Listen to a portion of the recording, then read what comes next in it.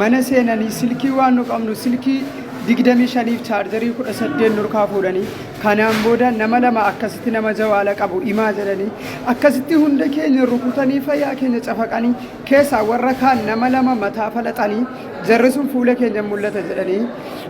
viidiyoo dhufuu didanii warra kaan immoo dudda jaraa akkasitti uleen dha'anii kaan kunoo bareechaati ilaalaa akka jarritti dhiiqsan kaanis kunoo waan jarra godhan kanaafuu jennaan akkasitti shoortaan arramanuun seenanii wallaahi dhukkee nurraan kaasanii eegtanii kana waan kana kan wanta kana kan nutti erge imbaasiidha ajaja gaaraa gadi fudhatanii ummata oromoo fayyaa harkaa silkii fuudhaa jennaan arraan guyyaa takka qoficha miti arraan guyyaa sadii seenan kaleessa dhufanii dheengadda dhufanii fayyaa kiisa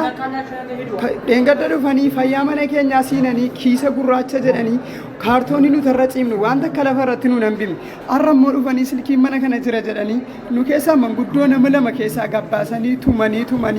kaan qaama saalaa jaraa caccabsanii jilba jaraa caccabsanii warri kaan danda'anii ta'an kaameraa baqatanii ammas kaameraan nu qaba jennee warra kana kan keessaa deemuu danda'an keessaa funee hammaamatti